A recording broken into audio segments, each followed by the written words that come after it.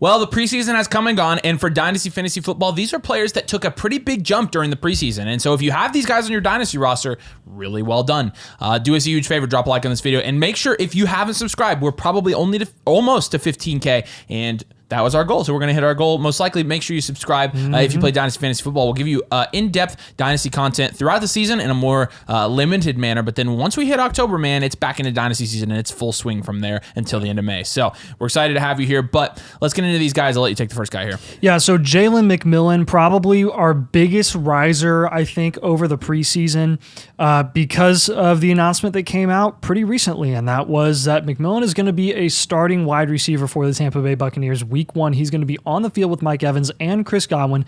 When we initially expected him to kind of be Godwin's backup, kind of be Godwin's replacement whenever they decide to move on from him or trade him away.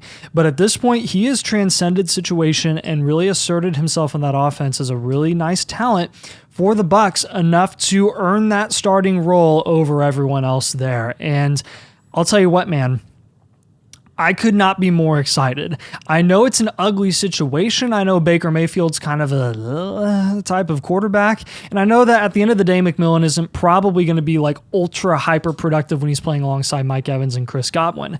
But what I do care about is the fact that McMillan has quickly moved up the depth chart and is really starting to earn a role in that offense. So when you're looking at that long term, he's probably going to hold and maintain his value for quite a while we start seeing Mike Evans get older and older, while we start seeing Chris Godwin get phased out of that offense, whether it's by trade or by age or whatever. This is a great situation long-term for McMillan, where there's going to be a lot of eyes on him for quite a while. I mean, Todd Bowles has spoken very positively about him, saying, like, I mean, we took him in the third round for a reason. Like, this guy is going to be our guy, and I'm interested to see like where he consistently lines up, because you've seen the news about Chris Godwin moving to exclusive slot, pretty much, where he's going to be the exclusive slot. Mike Evans will be the X. What's McMillan going to do consistently? Maybe a mix. We don't really know. We'll see. But he's shown the ability in preseason. I mean, you've seen the highlight reels of him going up, elevating, getting that contested catch on the outside, and I'm very, very, very excited for what he could showcase for Tampa Bay this year. Yeah, and looking at the next guy that we have on this list, and again, these are preseason winners, and Rashee Rice was definitely a winner of the preseason when you consider that before the preseason, everybody's like, suspended? Oh, he's going to get suspended? Oh, he's going to be out for the year? Oh, he's going to miss 4 games, and people were fading him because, like, oh, he's going to miss 4 games. He's going to spend half the year maybe.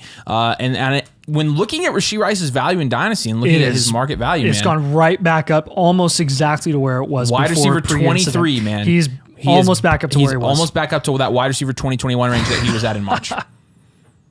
We tried to tell you.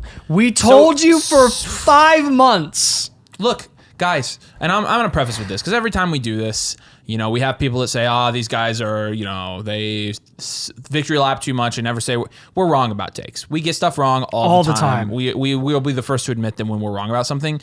This was first easy. 2 guys in this video, they were easy. Every year we play Dynasty, this gets a little bit easier. You need to start listening to us when we tell you to buy guys. Rashee Rice, you've seen like a 50% value increase since the end of May.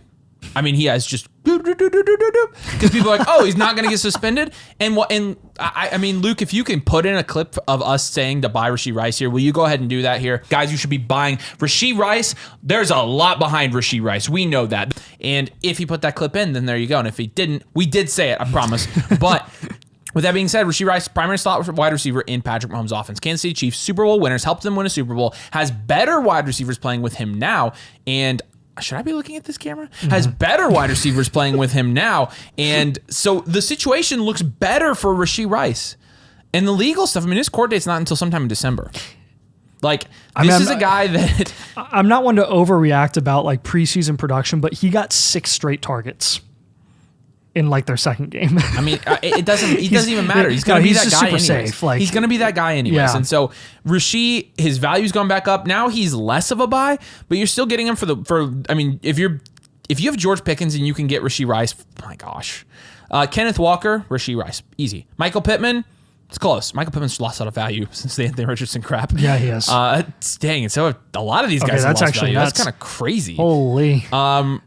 Man. Debo and Mark Andrews, give me Rashee Rice. Michael Penix, give me Rashee Rice. J.J. McCarthy, if you can make that trade, give me Rashee Rice. Jordan Addison, give me Rashee Rice as well. And so Isaiah Pacheco, give me Rashee Rice. A lot of these guys, again, Tank Dell, give me Rashee Rice. Mm-hmm. So I think there are a lot of guys still I'm trading away for Rashee Rice, but he's less of a buy now because, again, we told you 2 months ago, hey, you might want to buy this guy. If you did, you got not only small value win, you got a big value win. Big value wins really speed up your rebuilds. They speed up your contention. And if you listened, you just got one. Rashee Rice is absolutely one of the biggest winners of the preseason because he was productive, because he's not getting suspended, because he's playing this year. Yeah, and then we got Josh Jacobs as our third guy here. I'm not going to lie to you, man. For quite a while, we were saying, hey, you probably want to move off Josh Jacobs. Not super comfortable with him. Let's get a safer long-term option. And our opinion of Josh Jacobs in his situation hasn't changed, right? He still is on a multi-year, 1-year deal. But I think the market kind of corrected themselves with that initial spike when he did get that, face value 4-year, $40 million deal. Yep. Because they realized, he could be booted at any point. And then, they go day 2 and they draft Marshawn Lloyd, who's basically in theory supposed to be Aaron Jones' replacement. And you're like, well, do we just have a glorified version of, or a better version of Aaron Jones and A.J. Dillon? I don't know, TBD.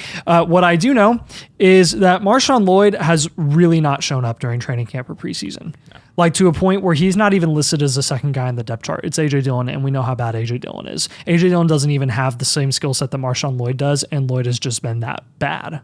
Seriously. And he's been struggling with injury. He can't stay healthy, which was a concern in college. With Josh Jacobs, I'll tell you what, man, his price right now is not being reflected by the fact that I think he's been one of the biggest winners from preseason, and he didn't have to do anything. He just had to sit and watch Marshawn Lloyd suck. So at this point, do I think that Josh Jacobs is, because his value hasn't gone up, like even though we think he's such a winner, do I think that he's a buy for everyone? No. Do I blame you if you go invest in him as a contender? No, not anymore. Do I want you to go get him if you're a reload or a rebuild? No, I'm still probably telling you to pivot off him, but probably just wait till the season while he's producing. At the end of the day, Josh Jacobs, I think, has a better chance to produce at a higher level than I initially expected, because I do think that he could be treated like a bell cow workload running back there. Bell cow work. Bell cow work. And with Josh Jacobs, here's the thing. We told you, hey, we're probably not investing. In fact, we probably want to sell. Well, there's good news. And this is one where, thankfully, we don't have to take an L on this one, because if you sold, he's still the same value. Yeah. He didn't gain a bunch of value like Rashee Rice did. Right. And so you can buy him back, which, might not be happening. So you might have lost. We might have, let you lose in that way. But you don't need him. There are other good running backs in that range. Like Rachaad White is value adjacent to him. We still take White. But with Jacobs, you can still buy him for the same price you could in May. So this guy hasn't moved in value. It's a straight line. Show the graph, Luke. It's a straight line across the board. If you want him now, you can go get him for the same price you could have gotten him at 3 months ago and feel good about it. But we feel a lot better about him because Marshawn Lloyd, who we were very high on, has failed to take advantage of the opportunity that he had in Green Bay, which was a very big opportunity. In my opinion. That doesn't mean Lloyd is dead in the water long term either, but it's definitely he's just not a sure thing. That's for sure. It's not sure. It's for sure not sure. And let's go ahead and go to Javonte Williams now. This is for sure. And this is for sure, because Javonte Williams, it was like, oh man, Javonte's getting cut. And, we talked about this, and I posted a tweet, and it was the wrong tweet, and it was from some fantasy guy, but anyways. As much as we love the idea, it made no sense. It made no sense. It didn't make any sense. And so when his value was here at the bottom of this graph, we said, oh, Javonte is being framed as somebody who's getting cut. He's probably going to be the starter. Just go ahead and trade for him right now.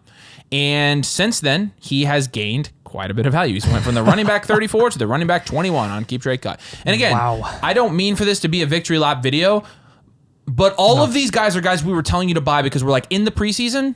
These are guys that you're going to want to have in your roster because they're going to increase in value. Here, I'll even it out a little bit. We had Ramondre Stevenson on a video like this, and Ramondre has not increased in value. That was not a win. That was probably an L because I think he's decreased in value a little bit. Now, I think his value goes back up. Which still doesn't make any sense. But it doesn't. I agree with that. But with that being said, I'm trying to even it out. I don't want it just to feel like we're saying we're right on this, on all of these, but no. This is supposed to get you excited about the season. Be excited about the risers. Be excited about the guys that are going into positions where they could potentially produce more than you initially expected. Like a lot of these guys are not huge names. Jalen McMillan was kind of a dart throw. Even though he's a day 2 pick at the wide receiver position in the NFL draft this year, he was a dart throw with the situation there in Tampa Bay. We honestly that was a dart throw. It absolutely was. Rashee Rice, legally, you did not know what was going to happen. As much as we say that we were right about Rashee Rice, like, you didn't know how long he was going to be suspended. That's fair. Josh Jacobs, Javonte Williams, neither of those guys we were high on. I mean, to an extent, we were wrong about Josh Jacobs, and he hasn't even started yet. Right. Yeah. So the Chris Godwin is kind of another guy this year where we just haven't really talked about him that much at all. And I know we're back at the Tampa Bay offense, and I know there's only so much volume that can go around there when Baker Mayfield's throwing you the ball. But with Chris Godwin, I think we want to talk about this again because he's been in some of our risers videos. He's been in like get excited about the hype of him being exclusive slot.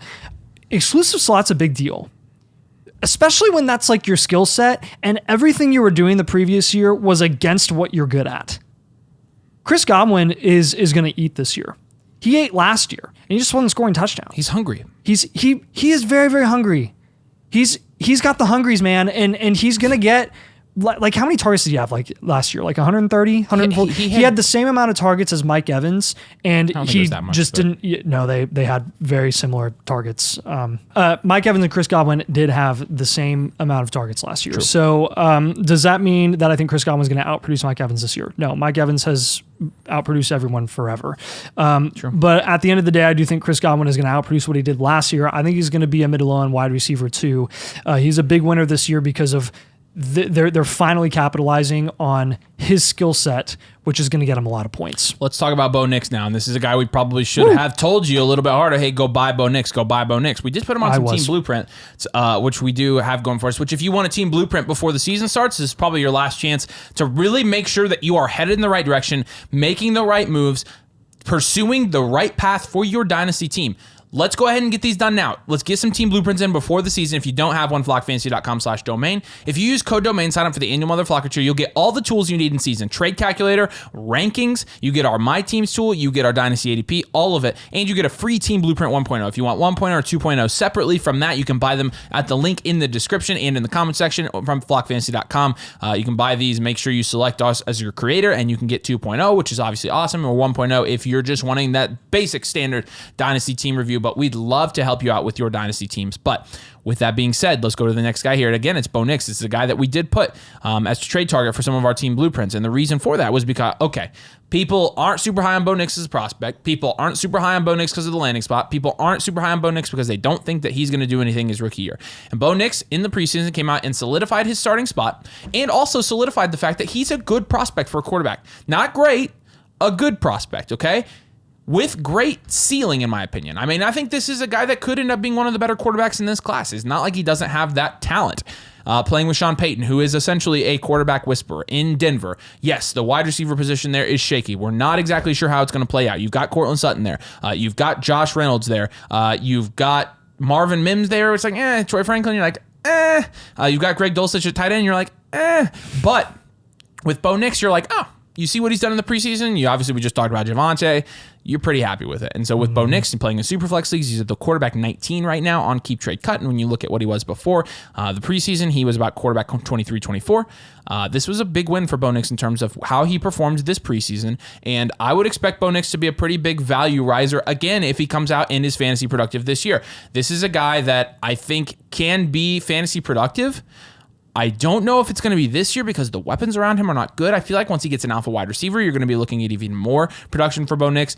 But with that being said, he's definitely increased in value. He's definitely had a good preseason. He's definitely a guy that we are very happy with. And honestly, still a guy that if you're looking for trading, if you're looking at trading for him, James Cook, you can get him for still reasonably he's priced. Still pretty reasonable. So if you want to pivot off of one of those other positions and go for Bo Nix because you believe in him and you need a quarterback, go get him as your quarterback 3. Totally fine with that in Dynasty. Yeah, Gardner Minshew's a big winner here as well, and it's because of his market price. I know it's gross talking about a bridge quarterback. Why would you talk about a bridge quarterback that's only going to be starting for 1 year? Because people are already giving away seconds for him. The people that are desperate for quarterbacks to start in Superflex leagues are giving away second-round rookie picks for Gardner Minshew. That is a huge win. We talk about small market value wins all the time.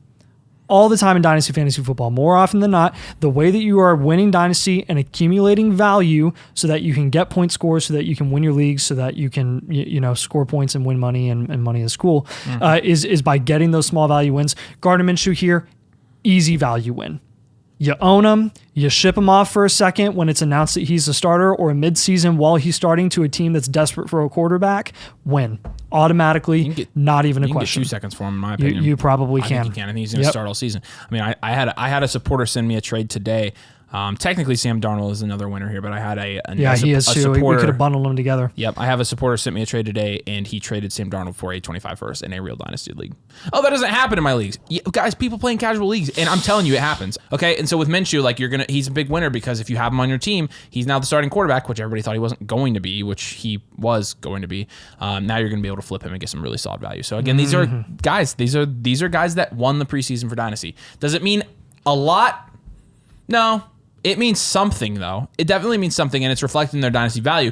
And so you can at least say from a value standpoint, if you have these guys in your Dynasty roster, you have a really good preseason, and you are now having guys on your team that had small value increases, which is great for you and your Dynasty portfolio. But again, get a team blueprint at flockfantasy.com/domain. If you want advice on who we think that you should buy next, which obviously we're not bad at this, then get a blueprint. We'll give you 6 specific buys for Blueprint 2.0 or 4 specific buys on Blueprint 1.0 for your Dynasty team. Guys that we think are going to increase in value next. Guys that we think would fit your team build and fit what you're trying to do with your Dynasty team. Give you overall direction going into this crucial season for Dynasty. But we appreciate you guys joining us. Thanks for watching today, and we'll see you later.